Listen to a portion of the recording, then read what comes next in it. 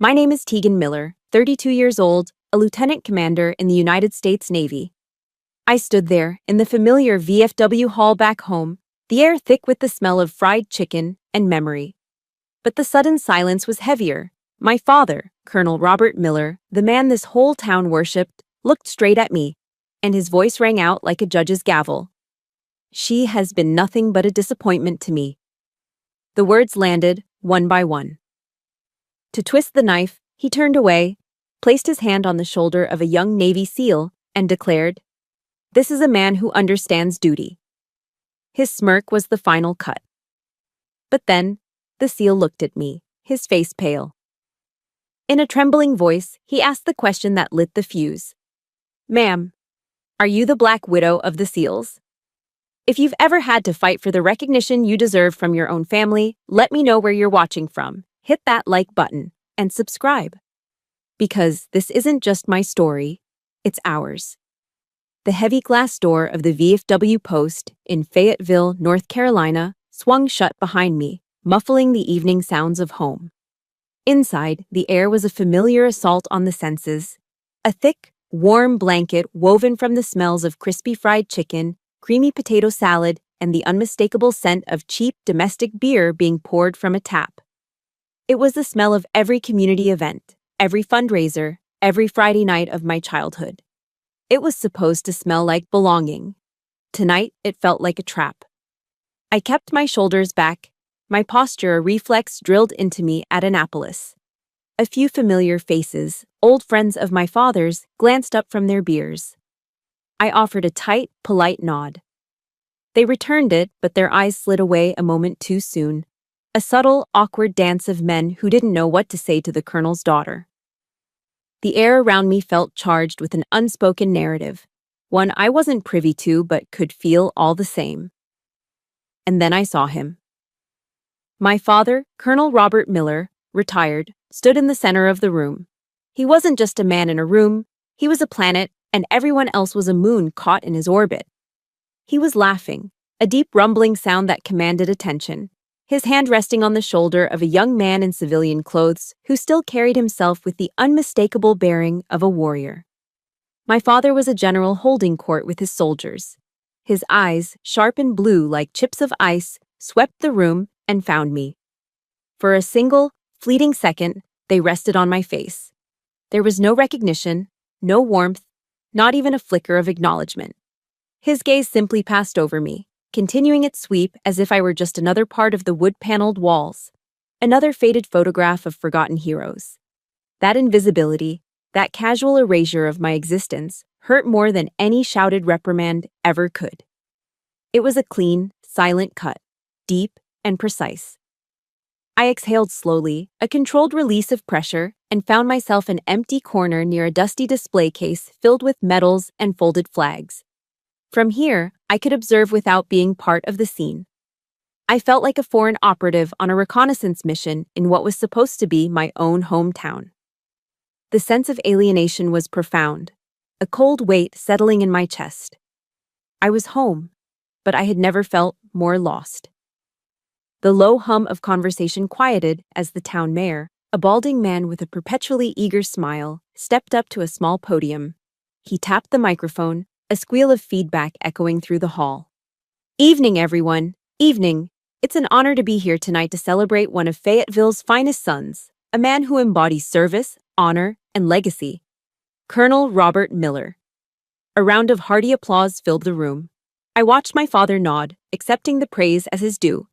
The mayor was about to present him with a plaque, naming him Honorary Citizen of the Year. The irony was a bitter taste in my mouth. The mayor began his speech, a string of well-worn platitudes about duty and sacrifice. But before he could get more than a few sentences in, my father raised a hand. He didn't ask for permission to speak, he commanded it. The mayor trailed off, confused but obliging. "Before we continue," my father said, his voice booming, carrying to every corner of the hall without the need for a microphone. "I'd like to clear something up." The room fell utterly silent. The clinking of forks on paper plates stopped. The shuffling of feet ceased. Every eye turned to him, then followed his gaze directly to my corner. I felt 100 pairs of eyes land on me, and my training was the only thing that kept me from flinching. I stood perfectly still, my expression neutral, a mask of calm I'd perfected over a decade of service. My daughter Tegan is also here tonight, he announced. The words were simple, but the tone was chilling. Many of you have asked me if I'm proud, if her career makes me proud. He paused, letting the silence stretch, letting the anticipation build into something heavy and cruel. I could feel my heart hammering against my ribs, a frantic bird trapped in a cage. He looked right at me, his eyes devoid of any warmth. The answer is no. The words struck me with the force of a physical blow. A collective, quiet gasp rippled through the crowd. The air crackled with their shock, with my humiliation. My face burned, but I refused to look away. I would not give him the satisfaction.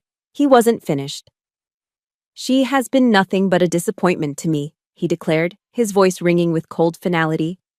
A paper-pushing career, that's not a real soldier. Then, as if I no longer existed, he turned his back on me. The public execution was complete. He immediately pivoted to the young man beside him, the Navy SEAL, whose name I now knew was Remy.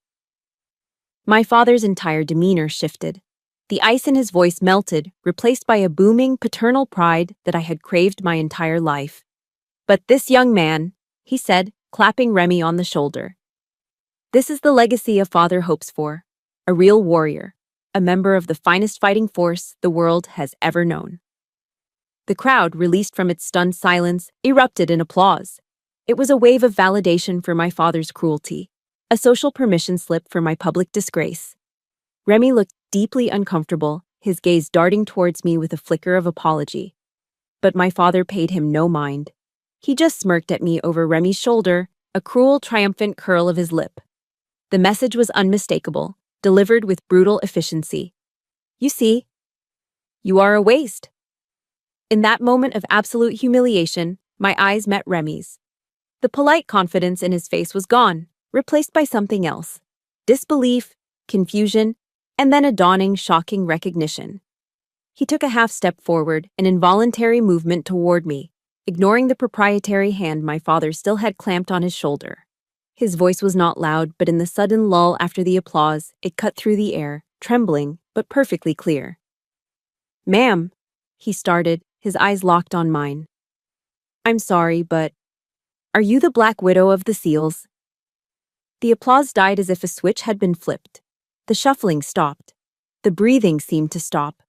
The entire room held its breath, suspended in a state of collective shock. My father's triumphant smirk froze on his face, the expression cracking, shattering into a mask of pure, unadulterated confusion. The foundation of the world he had just built, with me on the outside, had just been rocked by an earthquake.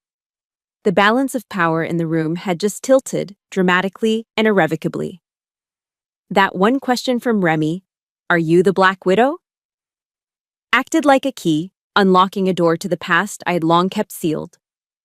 Standing there in the buzzing silence of the VFW hall, the present dissolved, and I was adrift in the sea of memory, pulled back to the place where it all began, the small, sterile house near Fort Bragg.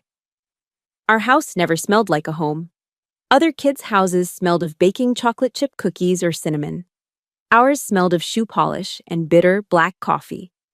It was less a home and more a forward operating base where my father was the commanding officer and I was the permanent, underperforming cadet. There was order, there was discipline, but there was no warmth. The first lesson he ever taught me wasn't how to ride a bike. It was how to salute. I was 6 years old, my small hand clumsy and unsure as I tried to mimic the crisp, precise angle of his. He'd correct my form with a sharp tap to my elbow, his voice devoid of patience.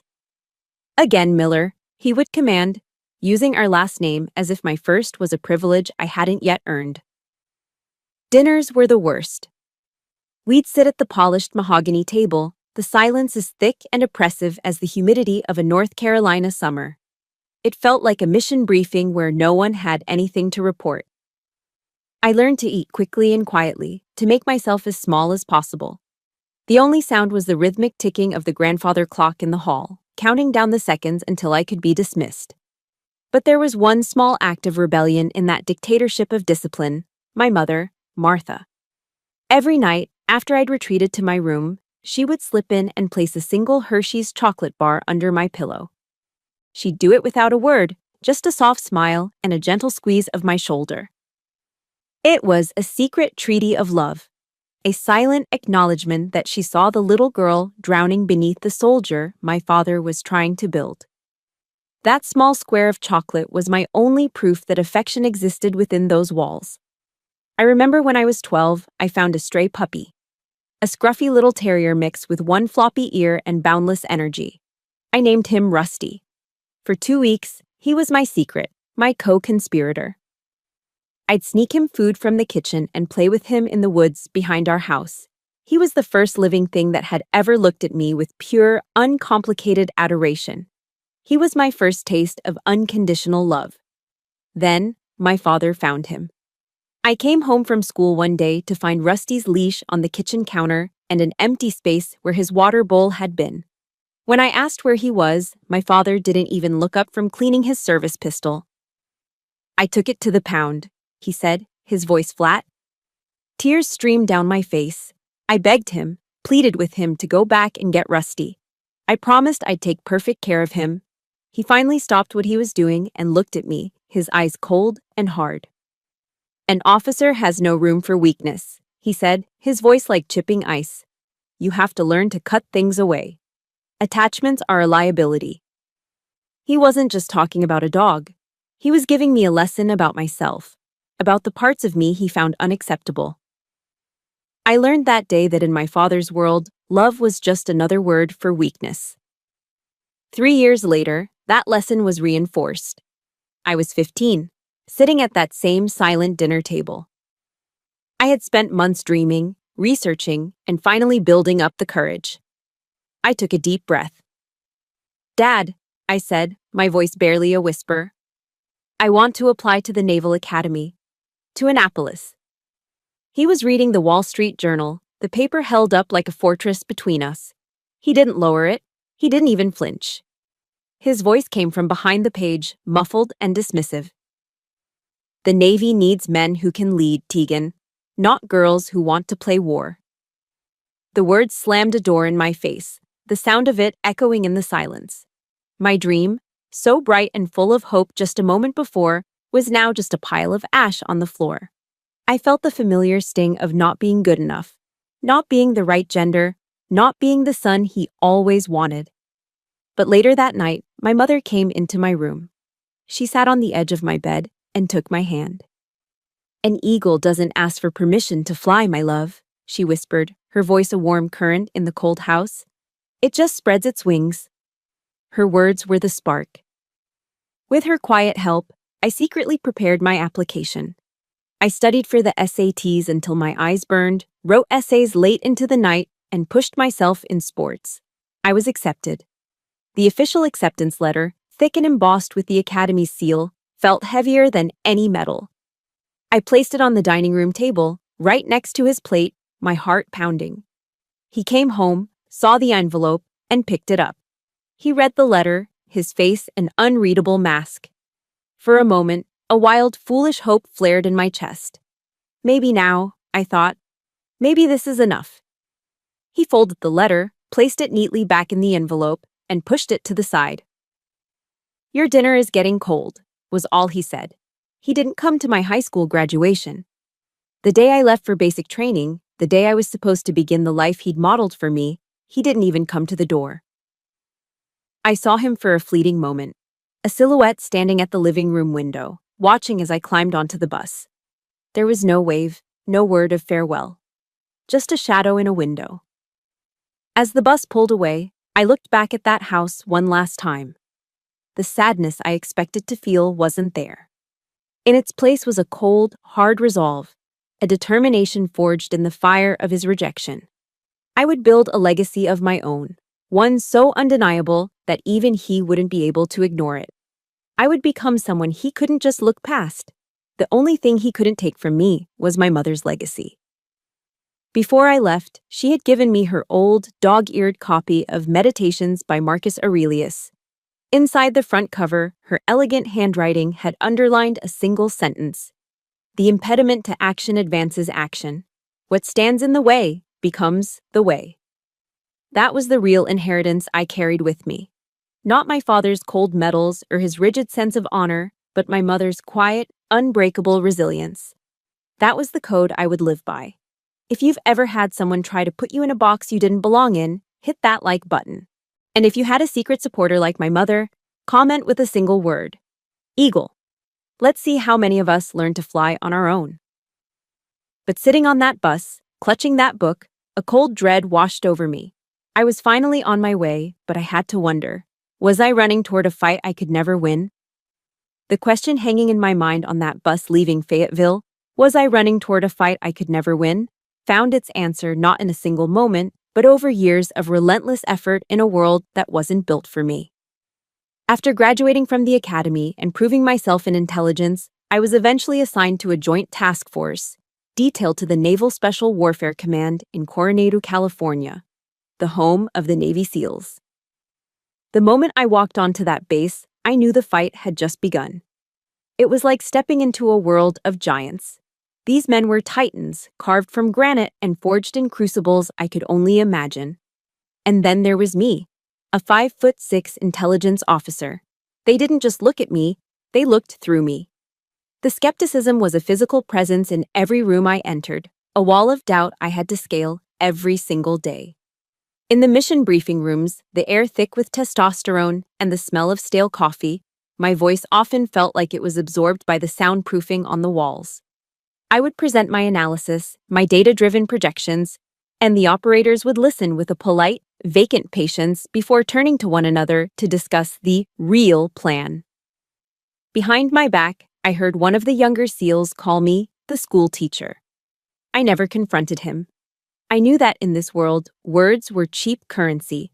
Respect wasn't given, it was earned, and results were the only legal tender. So, I worked. I let my anger, my frustration, and the ghost of my father's disapproval become fuel. I channeled it all into the work. My intelligence reports became more detailed, my threat assessments more precise, my predictions unnervingly accurate. I was the first one in the office and the last one to leave. I chose to be a ghost, a silent, efficient machine, believing that eventually the quality of my work would become too loud to ignore. The crucible came in the form of a hostage rescue mission in Yemen. The intelligence was a mess, a chaotic jumble of conflicting reports. An American engineer had been taken, and the window to get him back was closing fast. The teams were gearing up for a high-risk, direct action raid on a suspected compound. A plan that had a high probability of casualties on both sides. It felt wrong. It felt like a guess. I barricaded myself in the Sensitive Compartmented Information Facility, the SCIF, for 72 hours straight. Fueled by black coffee and a cold, burning determination, I dove into the raw signals intelligence. I listened to hours of meaningless radio chatter, stared at satellite imagery until the pixels blurred, and cross-referenced every piece of data. Everyone else saw noise. I was looking for a pattern. And then I found it. A faint, recurring blip in the insurgents' radio communications. It was a specific sequence of clicks, transmitted at irregular intervals. It wasn't random. It was a signal. By mapping the time and location of each transmission, I started to see a shape emerge from the chaos. I grabbed a marker and turned to the massive whiteboard, my hands moving with a certainty I didn't know I possessed. I drew lines, connected nodes, and mapped out a complex web of data points. "They're not holding him in the compound," I announced at the emergency briefing, my voice cutting through the tense silence. I pointed to the whiteboard, a chaotic-looking diagram that now resembled a spider's web. "It's a decoy. They're moving him. These clicks are signals for the handoff. They're going to move the hostage in the next 6 hours through this alleyway here." The room was silent. A dozen operators stared at my board. The team leader, a seasoned Master Chief named Hill, a man with a face like a roadmap of every conflict since the Cold War, squinted at my drawing.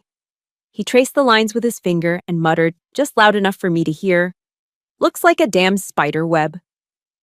That was the moment of truth. He could have dismissed it, stuck to the original plan. Every instinct of an operator is to trust what they can see, what they can touch. I was asking them to trust a ghost in the machine, a pattern no one else saw. Hill looked from the board to me, his eyes searching my face. I held his gaze, my expression unwavering. I didn't plead, I didn't argue. I just let the work speak for itself. He turned to his team. You heard her. We're changing the plan. We set the ambush. They didn't raid the compound. They set up a silent, invisible perimeter around the dusty alleyway I'd identified. And just as the sun began to dip below the horizon, exactly as the data predicted, 2 vehicles arrived. The handoff was swift, quiet, and walked directly into the trap. The hostage was recovered without a single shot being fired. It was a perfect, silent victory, one not with explosives, but with information. When the team returned to Coronado, the atmosphere was different.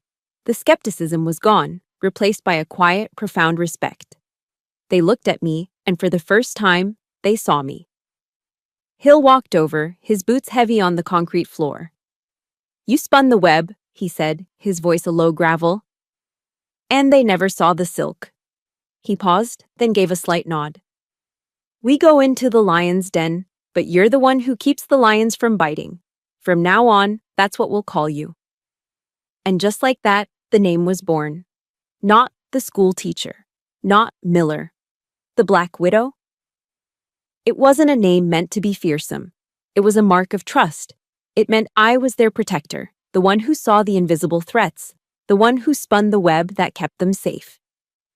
A few months later, my commanding officer, a man who had been a close friend of my father's and had made my life subtly difficult from day one, was being transferred. He'd give me the garbage assignments, the intelligence dead ends, hoping I'd fail. On his last day, he called me into his office. He looked tired, defeated. I was wrong about you, Miller, he admitted, refusing to meet my eyes. He fiddled with a pen on his desk. Your father. He called me when you were first assigned here. He told me to teach you a lesson. Said this place was no place for you. He finally looked up, a flicker of grudging respect in his eyes. But you ended up teaching all of us a lesson. A lesson in professionalism. The admission was a small, bitter victory. It was proof that I had succeeded, that my work had spoken for itself. But it was also a cold, sharp reminder. A knife twist, in the old wound. Even here, thousands of miles away, even in my greatest success, my father's shadow was still there, reaching out, trying to pull me back down. I had earned my place, but it seemed I would never outrun the legacy he had tried to deny me. Hill's voice, however, echoed louder. Welcome to the team, Black Widow. That was the family I was fighting for now. The respect I earned as the Black Widow forged a bond of professionalism with the SEAL teams. But it was in the crucible of personal loss that this bond was tempered into something far stronger, something that felt like family. It began with a phone call that shattered my carefully constructed world. The call came late on a Tuesday. It was my father. His voice was clipped, devoid of emotion, as if he were delivering a field report. Your mother has stage 4 pancreatic cancer. The doctors say it's a matter of months. The line went dead before I could even process the words. The news wasn't just a shock. It was an amputation. My mother, Martha, was my anchor. My secret supporter, the quiet source of all my strength, and she was dying. I was on the first flight back to North Carolina, my request for emergency leave approved without question. My father was waiting for me at the Raleigh-Durham airport. The drive home was a study in suffocating silence. He didn't ask how I was. He didn't offer a word of comfort, he just stared straight ahead at the road, his jaw set like concrete. Finally, he spoke. Your mother doesn't want you to see her being weak, he said. And the cruelty of the statement stole the air from my lungs. He wasn't trying to protect my mother's pride. He was trying to manage a situation he couldn't control. To enforce discipline on death itself. Those last few weeks were a blur of antiseptic smells and hushed conversations. My father rarely entered my mother's room. He couldn't face the one battle he couldn't win with orders and aggression. He couldn't stand to witness the slow, inevitable surrender. So I was the one who sat by her bedside, holding her frail hand. reading to her from her favorite books of poetry. We didn't talk about the end. We didn't need to. We just were together, in the fading light. The funeral was a cold, formal affair. My father, in his immaculate dress blues, delivered a powerful eulogy about an officer's wife, praising her unwavering support for his career, her dedication to the military community. He spoke of her as if she were an extension of his own legacy, a supporting character in his story. He never once spoke of Martha, the woman who loved gardening, who laughed until she cried at silly movies, who secretly placed chocolate bars under her daughter's pillow. He eulogized a symbol, not the woman I knew as my mother. After the service, after the sympathetic murmurs and plates of untouched funeral sandwiches had vanished, I stood alone at her grave. The raw, red earth felt like an open wound. My father approached, his footsteps heavy on the grass. I braced myself, hoping for a single moment of shared grief, a single crack in his armor. "Don't stay out here too long," he commanded, his voice as cold as the marble headstone. "It looks weak." That was it. That was the moment I finally understood. The gap between us was no longer a trench, it was a canyon, a vast and uncrossable void. He was incapable of seeing my grief as anything other than a failure of discipline. Returning to Coronado was like coming up for air after being held underwater.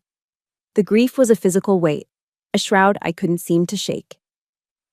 In the solitude of my apartment, I found myself reading the books my mother had loved, searching for her wisdom.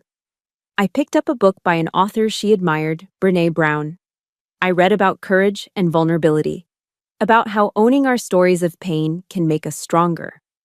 I realized that my father saw vulnerability as a weakness to be hidden, while my mother had taught me it was a truth to be honored.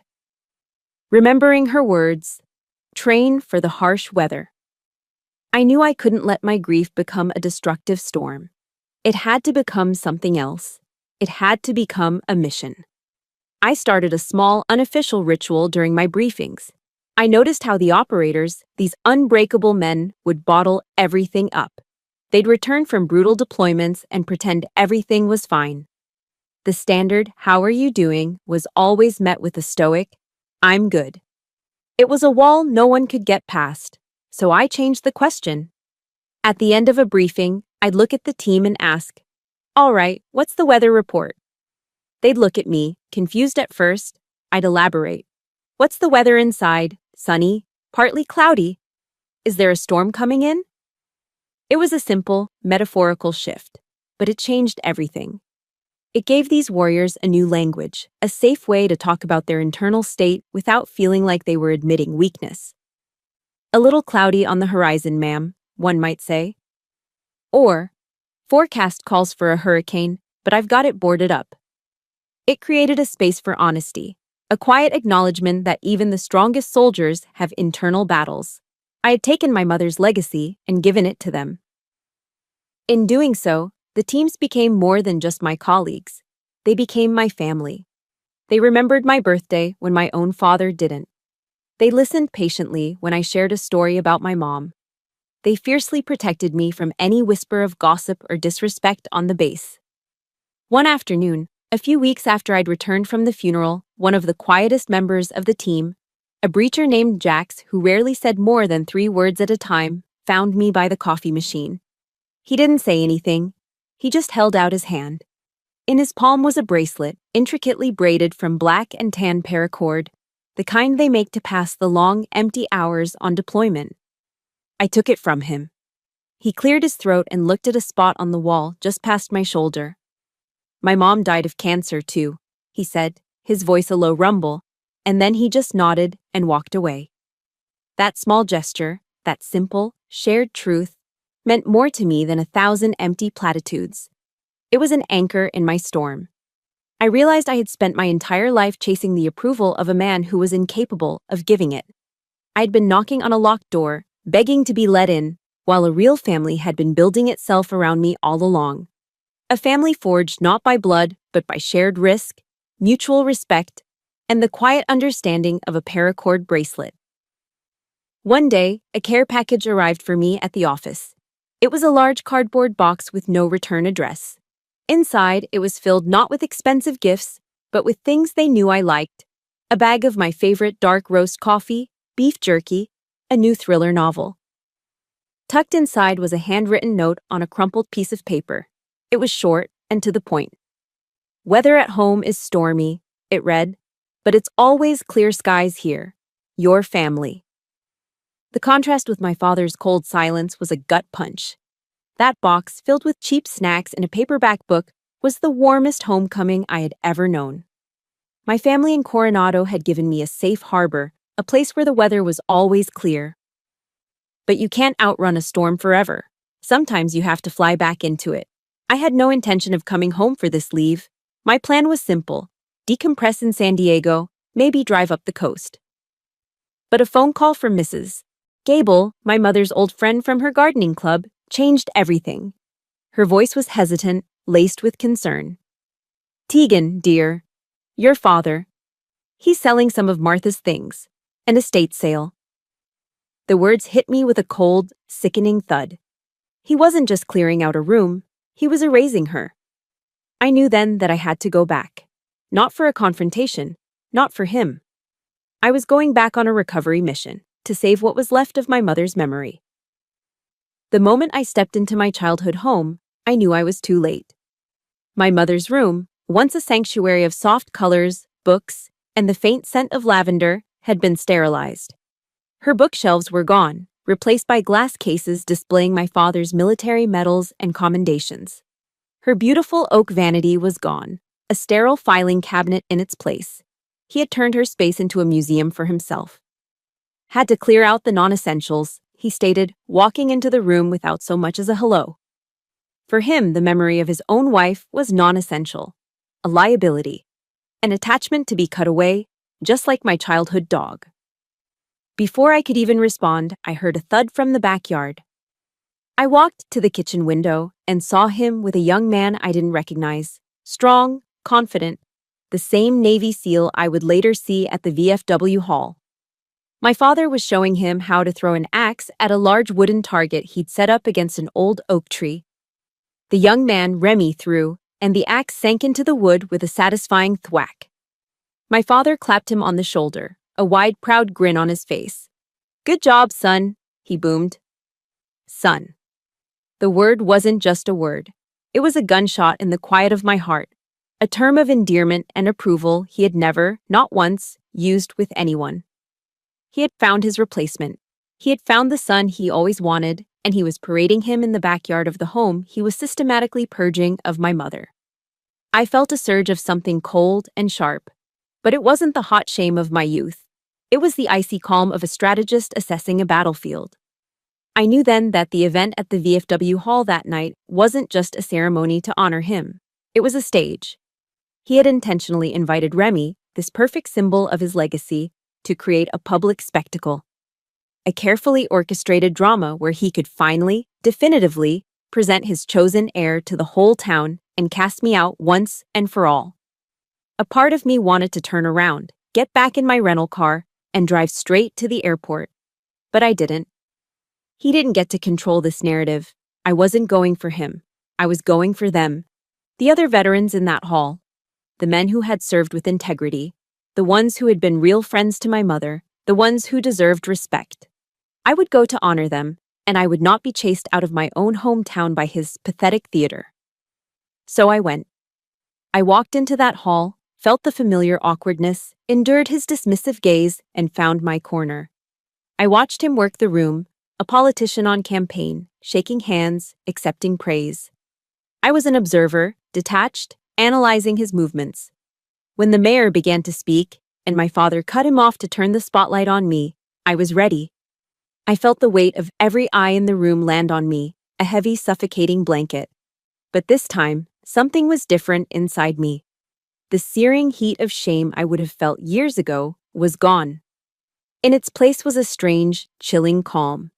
I've been in rooms where the stakes were life and death. I've listened to enemy communications, knowing that a single misinterpretation could get my entire team killed. I felt the ground shake from controlled detonations and briefed men who were about to step into the dark, not knowing if they'd come back. His words, as cruel as they were, The answer is no. Nothing but a disappointment. Not a real soldier. We're just noise. Static. They were the desperate pronouncements of a king whose crown was slipping. His power over me was an illusion, one I had helped maintain for years by caring what he thought. But I didn't care anymore. I had another family now, a brotherhood and sisterhood that had been forged in real fire, not in the hollow halls of memory. His words couldn't hurt me because his opinion was no longer a currency I valued. I held his gaze, my face a mask of military impassivity. I let him perform his little play, let him present his replacement son to the applauding crowd. I saw the triumphant smirk on his face, the final pathetic flourish of a man who had to publicly destroy his own daughter to feel strong. It wasn't powerful, it was pathetic. And then, the script changed. The moment Remy spoke my call sign, the moment he uttered the name Black Widow, the entire dynamic of the room fractured. Time seemed to slow down. I saw it all with perfect clarity. The applause dying in an instant, the confused whispers rippling through the crowd, the smiles freezing on the faces of my father's friends. Most of all, I saw my father's face. For the first time in my entire life, I saw him lose control. The confident, commanding mask fell away, revealing a flicker of raw, genuine confusion. His arrogance faltered. He had built this perfect, controlled world where he was the unquestioned monarch and I was the designated outcast. His narrative was absolute. But now a stranger had walked onto his stage. A soldier from the very world he worshipped, the world he used as his ultimate standard of worth. And that soldier had just brought a truth into the room from the outside, a truth that didn't fit my father's story. A truth that threatened to shatter the very foundation of his carefully constructed kingdom. I stood there, in the sudden, deafening silence, and I knew. No matter what happened next, no matter how he tried to spin it or dismiss it, nothing would ever be the same again. And then, in a trembling voice, but one clear enough for everyone nearby to hear, Remy asked the question that changed everything. "Ma'am, I'm sorry, but are you the Black Widow of the SEALs?" For a long second, the only sound in the VFW hall was the hum of the beer cooler. Remy's question hung in the air, electric and dangerous. My father, caught completely off guard, recovered with the speed of a seasoned officer rallying from an ambush. He forced a hearty, dismissive laugh that didn't quite reach his eyes. He clapped Remy on the shoulder, a gesture that was now less paternal and more patronizing. "You must be mistaken, son," he said, his voice dripping with condescension. "That's probably a cute little nickname the boys give the ladies in logistics to make them feel important." He tried to turn it into a joke, a harmless misunderstanding for the whole room to chuckle at. Then, to solidify his point, he added with a sneer, directing his words to the crowd. "Black Widow sounds like something out of a comic book. My daughter is an analyst. She sits behind a desk and plays with numbers while real men fight and die." His words were a fresh assault, designed to reduce my entire career to a clerical error, to paint me as a child playing make-believe. But his attempt to regain control backfired. Remy didn't laugh. He didn't even smile. He took a small step away from my father, subtly shrugging off his hand. The look of awe in the young SEAL's eyes had been replaced by something else, disappointment. "With all due respect, sir," Remy said, his voice now steady and hard as steel, "she does more than just paperwork." He turned away from my father, addressing the silent, watching crowd as if they were a jury. His voice rang with an authority that had nothing to do with rank and everything to do with truth. "Last year, my team was on a rotation in Helmand Province, Afghanistan. We walked into a complex ambush. We were pinned down, outgunned, and taking heavy fire from 3 sides. Comms were screaming. High command was telling us to pull back, to accept losses and retreat." He took a deep, steadying breath, and the entire room seemed to breathe with him. But then there was another voice on the radio, a voice that was completely calm. It was her. It was the Black Widow. He gestured toward me, not as a colonel's daughter, but as a figure on a battlefield. She saw an escape route on the satellite feed that no one else did, a dry creek bed that wasn't on our maps. It was our only way out. His eyes scanned the faces of the veterans in the room, men who understood the language of impossible situations. She walked us out of that kill box, step by step. She talked us through every bound, calling out enemy positions from miles away while RPGs were hitting the walls around us. She was our eyes, our lifeline. We were supposed to be the casualties that day. Instead, every single one of us got out, not one man left behind. The room was utterly still, captivated. The story, delivered with the raw honesty of a soldier who had lived it, was more powerful than any speech my father could ever give. Remy then turned and looked directly at me. The professional respect was gone, replaced by a look of profound, personal gratitude that hit me harder than any of my father's insults. "We are all alive today because of her," he said, his voice thick with emotion. "The fact that I can still send a card to my own mother on Mother's Day is because of her." He said nothing more. He didn't need to. He simply straightened to his full height and gave me a sharp, formal nod, the highest sign of respect one warrior can give another. The silence that followed was no longer one of shocked humiliation for me. It was a silence of awe, a silence of reverence. I watched my father's face. The color had drained from it, leaving behind a pale, waxy mask. Every word he had spoken just minutes before, disappointment, paper pusher, not a real soldier, now hung in the air, exposed as hollow, ignorant, and cruel. He had built his entire identity, his entire kingdom, on the respect of the military community. And now, a Navy SEAL, the very pinnacle of that world, had just stood in a room full of his peers and declared his rejected daughter a hero. My eyes met his across the room. I felt no triumph, no desire for revenge, just a quiet, unshakable certainty. I had spent a lifetime trying to prove my worth to him, to sell him on the idea that I was enough. And now, I didn't have to. The truth had done it for me. "I don't need to sell you on anything, Colonel," I said. My voice was quiet, barely a whisper, but in the dead silence of the room, I knew he heard me. "I'm just standing where you can finally see me. There's a special kind of justice when a bully is silenced by their own rules. If you've ever had a moment where the truth finally spoke for you, hit that like button. And in the comments, just type the word testify if you believe one voice telling the truth can be louder than 1,000 lies." He stood there, speechless, his carefully constructed world crumbling around him. The plaque naming him Honorary Citizen of the Year sat on the podium, forgotten. His legacy was in ashes at his feet. But the story wasn't over.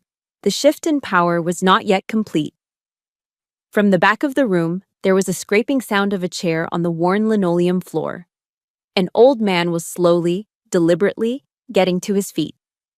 After Remy's testimony, the silence in the room was no longer just an absence of noise. It was a living thing, thick with unspoken judgment, and it was suffocating my father. And then, from a table in the back corner, came the soft scrape of a chair leg against the worn linoleum floor. One man was getting to his feet.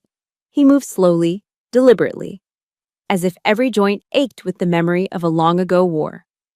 It was Mr. Peterson, a Marine Corps veteran who had fought at Khe Sanh during Vietnam. His hair was white and thin, his back stooped from age, but he pulled himself up to his full height, his spine as straight as he could make it. I knew him mostly through my father's dismissive descriptions. That cranky old man, he'd call him. My father had always looked down on him, a corporal who never made rank. Mr. Peterson didn't say a word. He didn't have to. He simply looked at me across the room, and with a slow, solemn movement, he placed his gnarled, work-worn hand over his heart. It wasn't a salute. It wasn't a military protocol. It was a human gesture, a profound and quiet statement of respect that went deeper than any regulation. He wasn't acknowledging a lieutenant commander. He was seeing a fellow soldier. His action was a single pebble dropped into a still, silent pond. And the ripples began to spread.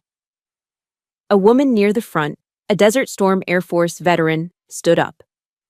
Then another man, who had served in Iraq, pushed his chair back and rose. One by one, then in small groups, then in a silent, undeniable wave, they stood.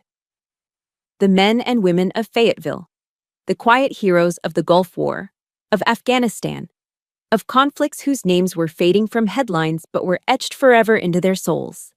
They all rose from their seats, a forest of quiet dignity growing in the crowded hall. They didn't speak, they didn't applaud, they just stood, and they looked at me. In their eyes, I saw not pity, but recognition.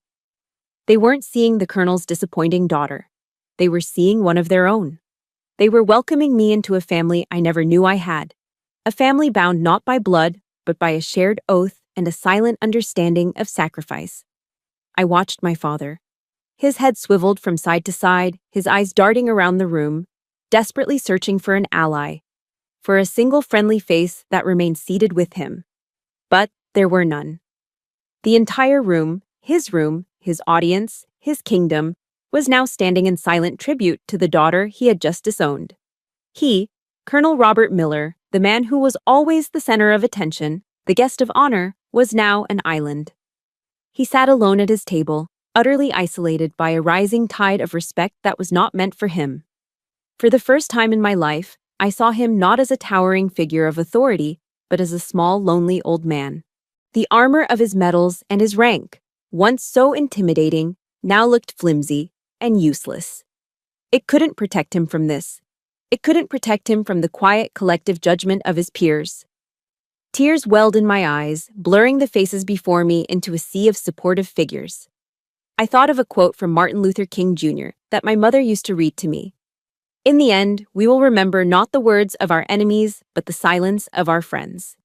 But tonight, these people, my brothers and sisters in arms, were not silent. Their actions spoke with a thunderous voice that drowned out every cruel word my father had ever said. I took a deep, shaky breath, letting the moment settle in my soul, letting it heal the old, raw wounds of rejection. I looked across the room, meeting the eyes of Mr. Peterson, of the woman from the Air Force, of dozens of others who were standing for me. Then my gaze came to rest on my father, who was now staring at his hands on the table, unable to look at me, unable to look at anyone. My voice, when I spoke, was steady. It was not loud, but it carried the weight of a lifetime of struggle and a single moment of absolute vindication. Respect isn't inherited, Colonel, I said, my voice clear and calm. It's earned. Sometimes it's earned in classified rooms that no one ever sees, and sometimes it's earned right here. A single tear traced a path down my cheek, but it wasn't a tear of sadness. It was a tear of release, of homecoming. The community had become my witness. The blood of my father had rejected me, but the bond of honor had finally welcomed me home. Looking at my father, so diminished and alone, I felt the anger that had fueled me for so long finally begin to dissolve. It left behind not a feeling of triumph, but a quiet, aching sadness for the man he was, and for the father he could never be. I knew then that this public trial was over. But there was one more conversation we needed to have, not in a hall full of people, but in the quiet of the house where it all began. The next morning, I drove back to my childhood home. The sunlight felt different today, softer, less accusing. The house itself seemed smaller than I remembered, the paint peeling slightly at the edges, the proud military bearing of its architecture now looking tired and worn. It looked like what it was, a house where a great deal of time had passed, and not all of it kindly. I found him at the kitchen table, the same table where I'd done my homework for 12 years under his watchful, critical eye. He looked like he had aged a decade overnight. His broad shoulders were slumped, his back stooped. He didn't look like a colonel anymore. He just looked like an old man. He was fiddling with an old transistor radio, its plastic casing cracked and yellowed with age. He twisted the dials, but only static hissed back at him. It was a futile act, a man trying to tune into a signal that was no longer broadcasting, trying to fix a connection that had long been broken. He didn't look up when I walked in. I poured 2 cups of coffee from the pot on the counter and set one down in front of him. I sat in the chair opposite him, the same chair I'd always sat in. The silence between us was different now. It wasn't the heavy, punishing silence of my youth. This was a fragile silence, born of embarrassment and failure. We sat there for a long time, the only sound the useless hiss of the radio and the ticking of the clock in the hall. The steam rising from our coffee cups thinned and vanished, leaving two cold black pools between us. Finally, he pushed the radio aside and cleared his throat. His voice, when he spoke, was raspy and low, stripped of its usual command. I didn't know. 4 words. Not an apology, not an excuse. A confession. A confession of ignorance, of a willful blindness that had spanned my entire life. And somehow it was heavier, more meaningful than any "I'm sorry" could ever be. I didn't respond. I just let the words hang in the air, let them settle into the quiet of the room. I spent my whole life, he began, his gaze fixed on the dark surface of his coffee. My whole life building a legacy, something that would last, something strong. He shook his head slowly, a gesture of profound weariness. And I was too damn blind to see that it was sitting right here at my own table, the whole time. He finally looked at me, and for the first time, I saw not a commander, but a man reckoning with his own catastrophic failure. I wanted a son, he said, the truth laid bare and ugly. Someone to follow in my footsteps. I was so disappointed when you weren't him that I let that poison everything. I let it define how I saw you. I just listened. The rage that had been a constant companion for so many years, the burning indignation, it was gone. In its place was only a deep, profound sadness. A sadness for the little girl who had tried so desperately to earn his love, and a sadness for the old man who had wasted a lifetime chasing a ghost when his real legacy was right in front of him. I was wrong, Tegan, he said, and the sound of my name in his voice was so unfamiliar that it startled me. I looked at you, but I never really saw you. It wasn't an excuse, it was the simple, unvarnished truth. And in that moment, I understood. He wasn't a monster. He was just a man, trapped in his own rigid, narrow vision of the world, a prisoner of his own definition of strength. And his prison had cost him everything. It had cost him his wife's final years. It had cost him his daughter. We sat in silence again for a few moments. I had come for closure, and in a strange, unexpected way, I had found it. The battle was over. There was nothing left to fight for. I pushed my chair back and stood up to leave. Tegan, he said, his voice stopping me. It was quiet, hesitant, almost a plea. If you had another one of those promotion ceremonies, would there be a place for me? The question hung in the air, so full of hope and fear. This man who had never asked for anything was asking for a place, not demanding it, asking. I turned back and looked at him, really looked at him and saw the flicker of terror in his eyes that I might say no.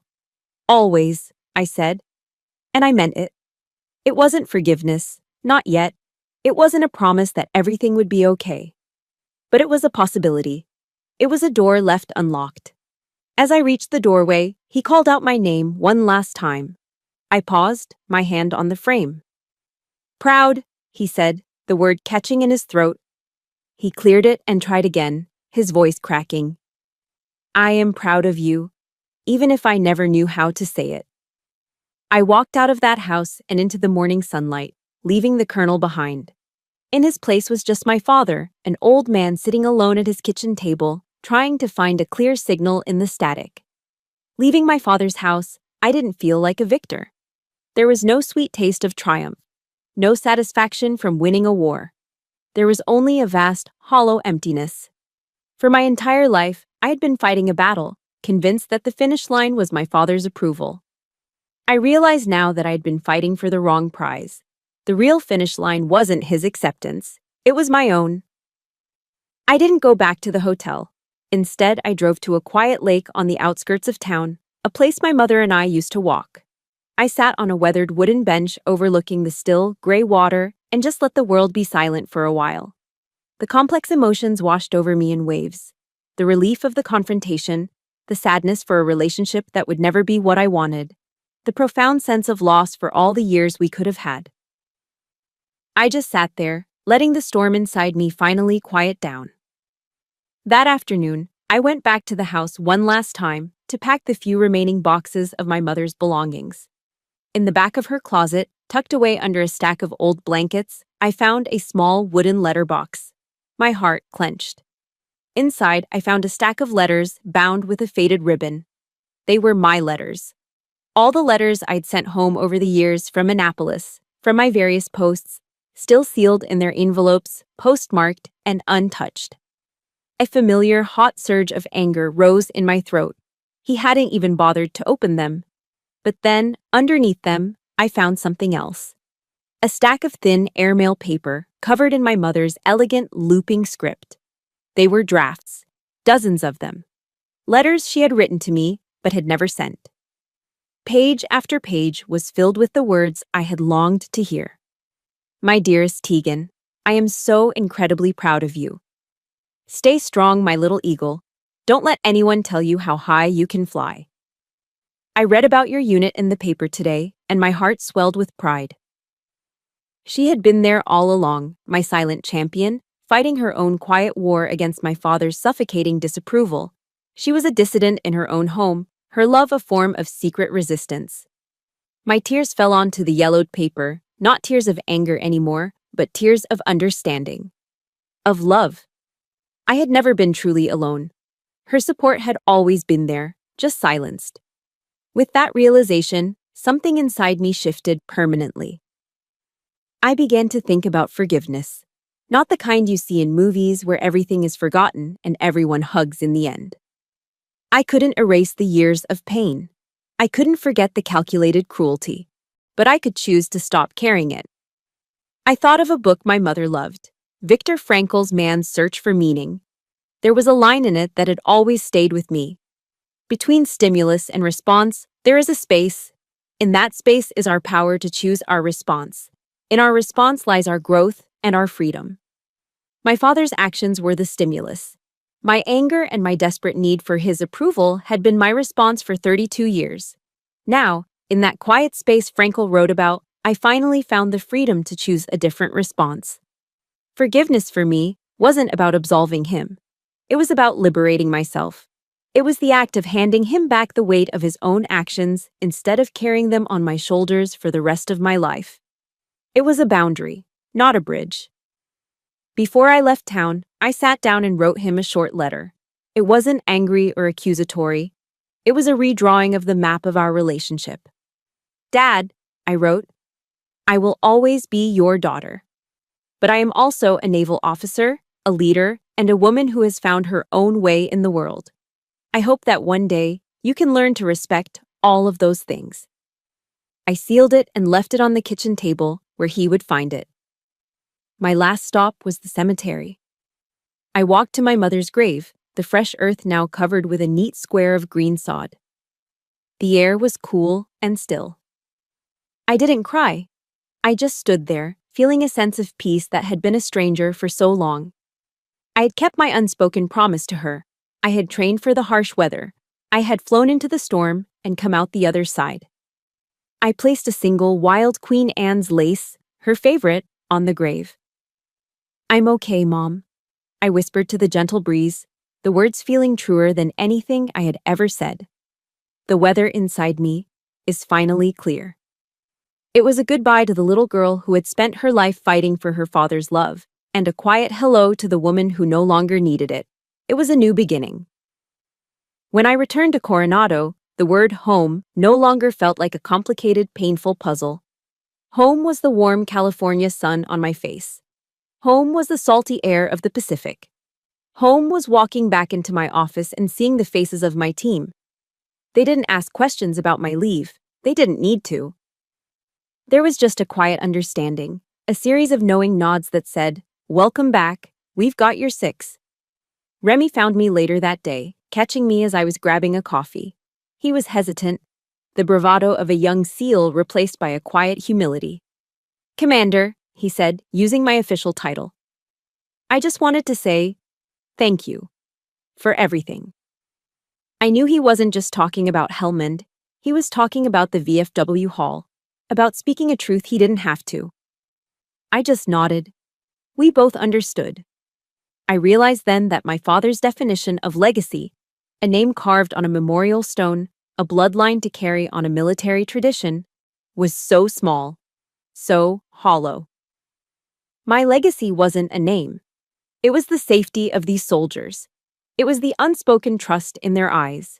It was Remy being able to send that Mother's Day card. My reputation, not just as the Black Widow, but as a leader who cared about the weather within, began to spread. The story of what happened at the VFW Hall, told in whispers and anecdotes by Remy and his team, took on a life of its own. And then, an invitation arrived that brought my journey full circle. It was from the United States Naval Academy. They wanted me to be a guest speaker for their leadership seminar. Annapolis. The very place my father had declared was no place for girls. Standing on that stage, looking out at the sea of bright, determined faces of the next generation of officers, I felt a profound sense of peace. I didn't talk about signals intelligence or ambush tactics. I talked about people. Respect, I told them, my voice steady and clear, is not an emotion. It's logistics. It's ensuring your people have the resources, both mental and physical, to do their job, to fight the fight, and to come home whole. It's creating an environment where asking for help isn't a sign of weakness, but a critical part of the mission. That is the true legacy of a leader. Not the battles you win, but the soldiers you bring home. Several months passed. Life settled into a new, healthier rhythm. I was working, leading, and building my chosen family. Then, one day, a package arrived at my apartment. It was a flat rectangular box with my father's handwriting on the label. My hands were steady as I opened it. Inside, resting on a bed of bubble wrap, was the Honorary Citizen of the Year plaque from that night at the VFW Hall. It had been carefully removed from its wooden frame. I turned it over. On the back, in my father's shaky, unfamiliar script, were 5 words. They gave this to the wrong person. Underneath the plaque was a small, faded photograph I hadn't seen in years. It was a picture of me as a little girl, maybe 7 years old, sitting on my mother's lap in her garden, both of us laughing with wild, uninhibited joy. It was a picture from a time before the silence, before the discipline, before I became a disappointment. I didn't feel a surge of triumph. I didn't feel vindicated. I just felt a deep, quiet ache, a sense of profound peace mixed with the sadness of what could have been. He hadn't changed completely. I knew that. But this was a start. This was him, in his own way, trying to tune into a signal he had ignored for decades. I didn't hang the plaque on my wall. Instead, I opened the wooden box where I kept my mother's unsent letters, and I placed the plaque and the photograph inside with her words of pride. My legacy didn't need a public display. It belonged here, with hers. The story ends not with a grand reconciliation, but with a quiet sense of order. It ends with me, back in a briefing room, standing in front of a complex world map, outlining a new mission. I look at the map, at the intricate web of threats and opportunities. Then I look at the faces of my team, the men who trust me with their lives. And I know, with a certainty that settles deep in my bones, that I am exactly where I'm supposed to be. The sweetest revenge, I've learned, isn't seeing your father humiliated. It's standing up so straight and tall that you remind him he has a spine of his own. Maybe he's not standing perfectly straight yet, but he's trying. That night at the VFW Hall, my bloodline didn't claim me, but my honor did. And that is the only legacy that truly matters. And so, my story isn't really about a father and a daughter anymore. It's about the families we choose, the legacies we build for ourselves, and the incredible strength that comes from turning pain into purpose. Thank you for walking this path with me. If this story resonated with you, and if you believe that our true worth is defined not by where we come from, but by the honor we create, please hit that like button and subscribe. Share your own stories of resilience in the comments below, because every voice adds to our collective strength. Remember, you are the author of your own legacy.